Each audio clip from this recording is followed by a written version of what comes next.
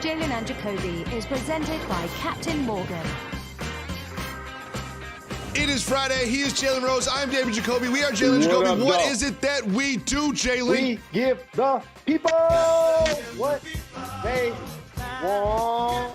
Paul George got what he wanted in an extension of his contract. Kyrie Irving is sneak dissing us in the media on social media, but we start with Thursday Night Football, where the Patriots, fresh off of beating the Chargers 45-0, got waxed last night and ran all over by that man, Cam Akers. What did you think about Akers just slicing up the Patriots defense?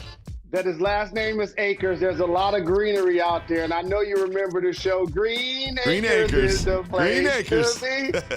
Putting up big numbers, the most by a rookie for their franchise since, my God, the bust, Detroit's own Jerome Bettis.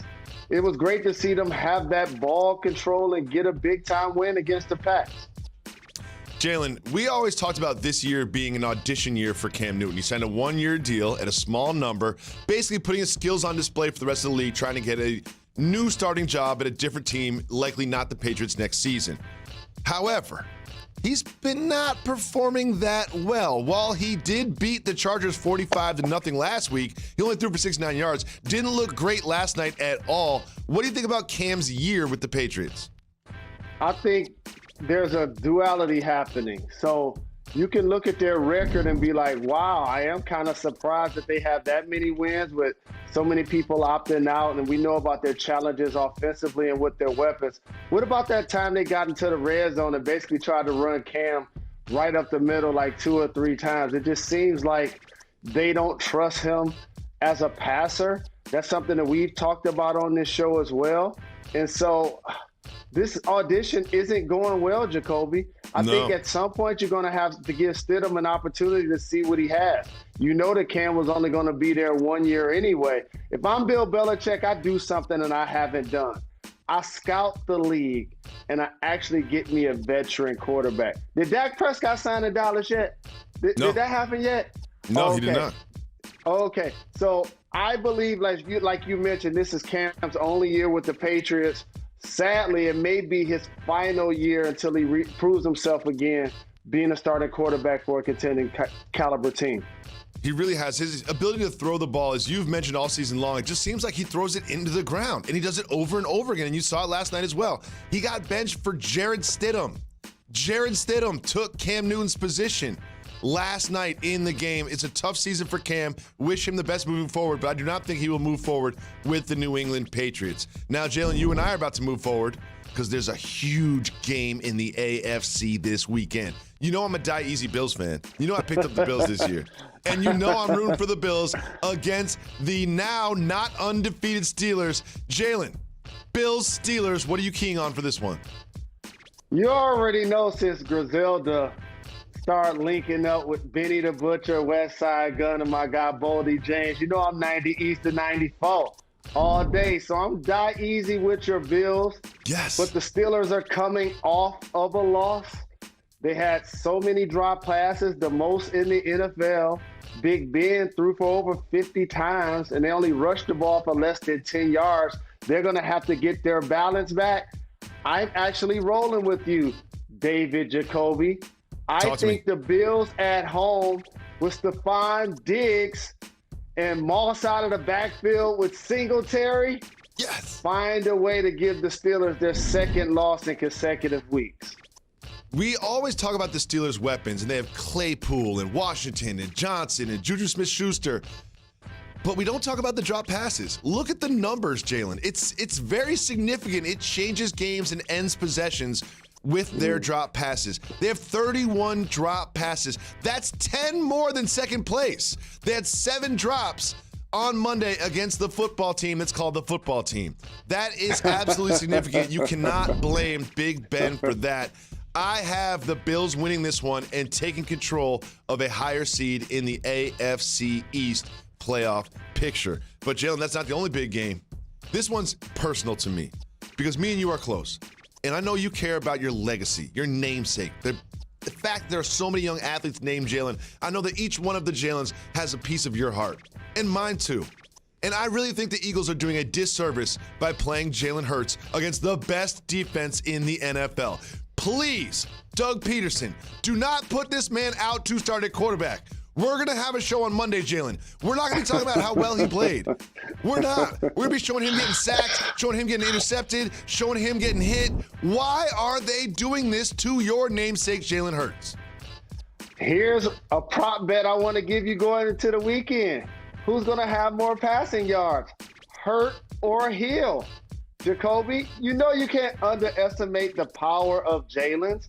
Yes, I agree with you on the fact that he's going against the Saints, a stout defense, and he's in his first year. They're going to give him a lot of looks. They may confuse him some, but that's where his teammates around him got to make some plays. They need the defense to make some plays. If you're the Philadelphia Eagles, we know that they're not the favorite against the Saints, but if they lose, it may not necessarily be because of the performance of Hurts.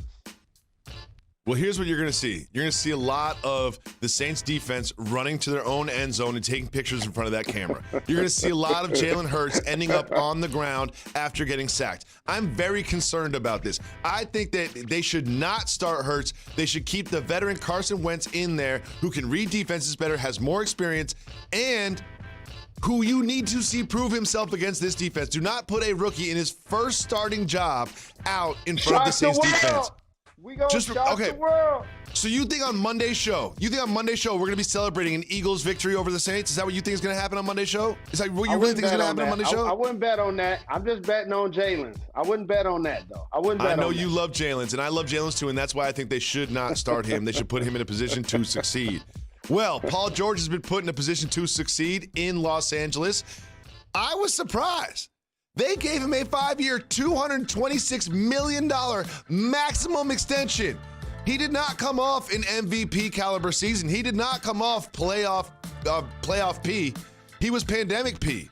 Jalen, are you surprised by the fact that the Clippers gave him a max extension in this environment after last year? I'm going to go West Coast and give you some Chuck Taylor and put you up on the game. So a few things happening here.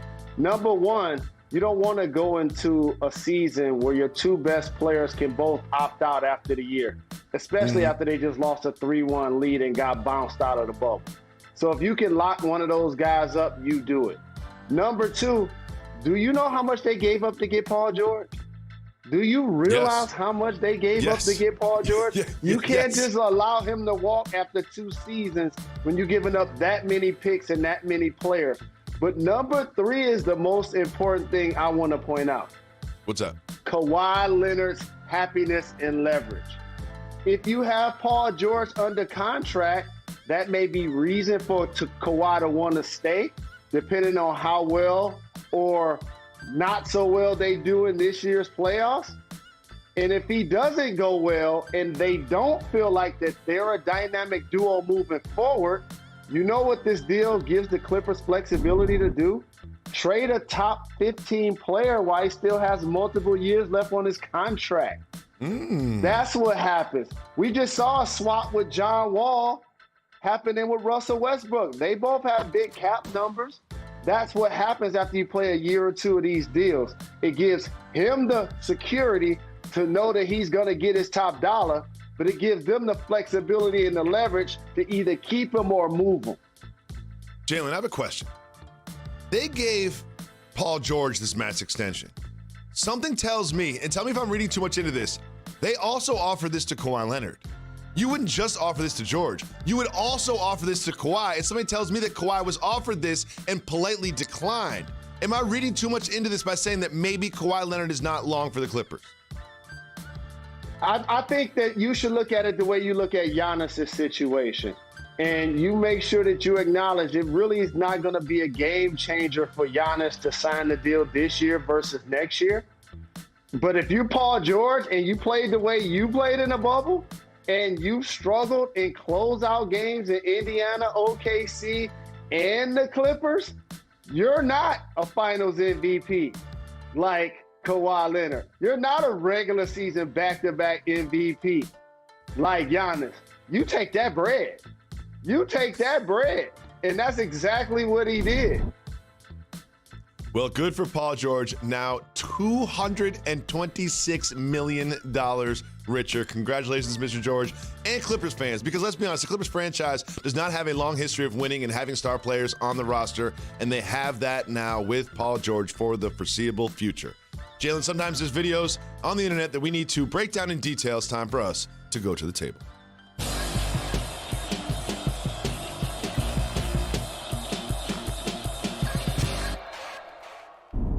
Jalen, I know you have not seen this video, so I want you to commentate it, okay? You tell me what's happening with the aunties in the foot race, okay? Tell me what's happening.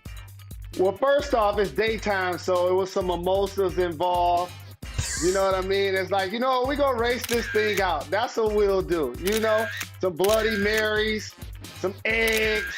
And then before you know, it's like, I can race you. No, you can't. Yes, I can. No, you can't. Yes, I can. And they get on the line and they do it and they both fall down, dog, like the movie Friday. They both take a tumble like Humpty Dumpty and they go stumbling down.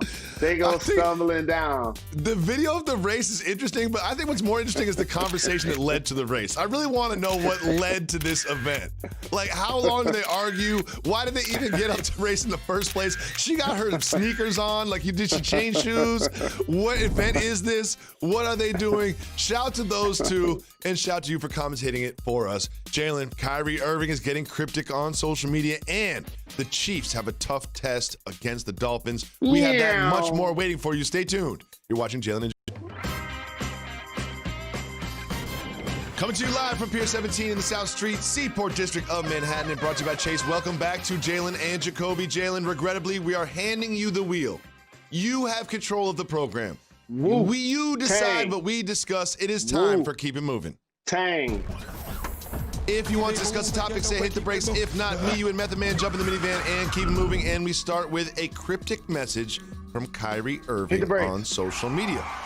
Kyrie did not talk to the media and was fined $25,000 and will be fined for each time he doesn't comply with the media rules. He put this post on social media, and at the bottom you see there he says, "I do not talk to pawns. My attention is worth more." Jalen, what do you think about his response to not talking to the media?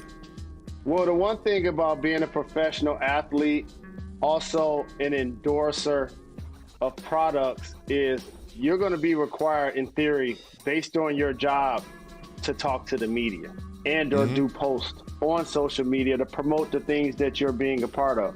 But with that being said, here's the point I want to make, and I've talked to you about that for years. I wish players could have a determination of where this fine money actually went. The NBA does an amazing job of giving back to the community like no other sports entity. But if players could now control where that fine money went, I think that'll further strengthen the relationships that these teams have with their actual communities that they play in. That money should stay in Brooklyn. I've said that for years. If Rasheed Wallace is getting texts for my Pistons, that fine money should stay in Detroit. And imagine at the end of the year, if there's a blank check at the presentation back to the community with one or two players present, you put on the big screen and show them and talk to them about anger management and or how to deal with adversity. So everybody wins. The league wins, the community wins, and the donation happens. That's going to take place eventually. I'm going to continue to be a champion for it. And I think that's a really good point. You've been saying that for years. But one point I want to make about Kyrie Irving is I think in the media, people clown him for the world is flat thing. And he puts posts up like this, and the media is going to say this and that about him. But one thing that Kyrie Irving does, he gives back to the community. Google it. Look up what Kyrie Irving has done in philanthropic ways over his career. He has done so much to help the communities that he has played in, that I want to give him a shout on this day in which he called the media pawns, and the media will respond in kind. Jalen, we have a big game in the AFC between the best team in football, the Chiefs, and the Miami Dolphins. Jalen, can the Dolphins defense slow down Mahomes and the Chiefs? Is it me or the Chiefs playing the game in fast forward and everybody else playing in regular speed or slower? Is it just me? Like, is the cheater really like that fast? Is Travis Kelce like really getting open almost every time? Are they like amongst the league leaders in yards? Is Patrick Mahomes throwing at so many arm angles and running the ball and the best dual threat we have in the game? This is going to be a tough weekend for the Dolphins. It's going to be a tough weekend for the Dolphins. The Chiefs have established themselves as the best team in football, and I believe they will show that on Sunday afternoon at 1 p.m. Eastern. Another game that I want to discuss is the Jets and the Seahawks. Keep moving. We're not going to talk about the Jets. Keep it moving. Keep it moving. We keep it moving. Couple teams in the NFC fighting for playoff position, the Vikings and the Bucks. Keep moving or hit the brakes. Hit the brakes. We'll hit the brakes on this one. The Vikings and the Bucks both trying to establish themselves as true playoff players in the NFC. Who do you think wins this one? Your two guys on defense, Jacoby and White. White You and haven't David. talked about them since the beginning of the season. We need them to make some plays. We talk so much about the Bucks offense, and yes, Brady's been the worst quarterback in the league throwing it 20-plus yards, and we don't know if Mike Evans is or isn't going to play. They need to run the ball more, but their defense must also play better. Jalen, this game is bigger than you thought it would be when you see it on the schedule, and that is the one between our Cardinals and the New York Football we're going to hit the brakes Giants. on this one. Hit the brakes on this one. It is going down to this. The Giants are trying to stay alive and on top of the NFC East. Can they beat the Cardinals, who have struggled lately? This got to be a get-back game for the Cardinals. I wanted to hit the brakes on this game because I always like to acknowledge teams that outplay expectations. And once you lose Saquon Barkley or Danny Dimes misses a game, you're supposed to lose those, and they find ways to do that for the Giants. For the Cardinals, the same thing once you bring D-Hop over. So it's going to be a game to see if the Cardinals, to me, can ascend to a squad that can legitimately make the playoffs, or they're going to be a team that just makes incremental steps this year. It's baffling to me that were the Giants to win this game, they would have the same record as the Cardinals. Again, the expectations. We always say happiness is a function of realistic expectations. The Cardinals are low-key underperforming expectations, while the Giants are overperforming expectations, especially after they lost Saquon Barkley so early in the season. I think the Giants win this one in the Meadowlands in New Jersey on Sunday. Remember where you heard it. Jalen Jacoby, they're going to beat the Cardinals. Jalen, I don't know why, but the Lions are also playing on Sunday. I don't know why they're still playing football. Hit the brakes. But the Lions are playing on Sunday against the Packers. Jalen, can they keep this within like 17 points? Can they keep it down to like 20 points? I'm going to make this quick. You know, a lot of media gets so caught up in storylines. And if the Lions win this week, people are going to wake up on Monday and complain about the Packers not drafting a wide receiver in the first round and why Aaron Rodgers don't have weapons. When Aaron Jones and Devontae Adams, along with Aaron Rodgers, are an actual big three. Is there a better big three? Is there a better big three? Jones and Adams are top 5 at their position in the entire league. Yet he doesn't have weapons. Weapons. Well, we know what's going to happen in this one. The Packers are going to roll and beat the Lions by at least 20 points. And Jalen, we also have a big fight this weekend from your guy, Hit the brakes. Shakur Stevenson. We'll hit the brakes on this one. Can Shakur Stevenson stay undefeated against Clary?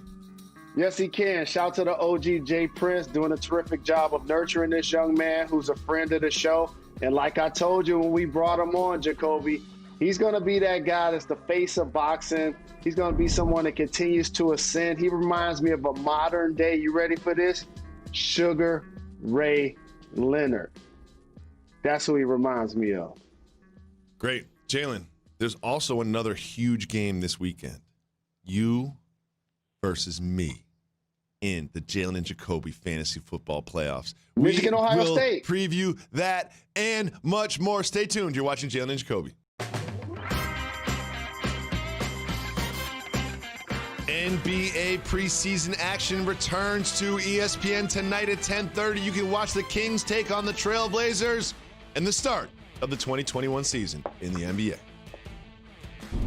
Welcome back to Jalen and Jacoby. And on this Friday, I just want to wish everyone a wonderful weekend because this is a very special weekend as it is the beginning of fantasy football playoffs. And it is me against you in our J&J Fantasy League. And I just want to tell the people something, that Jalen Rose will draft his own players. He drafted Matthew Stafford. He drafted DeAndre Swift. He drafted Galladay. He drafted Hawkinson. Jalen is that guy that just picks all of his favorite players from his own team. And that is why you're going to lose to me this weekend in fantasy football. Do not draft players from your favorite team. Don't draft with emotion.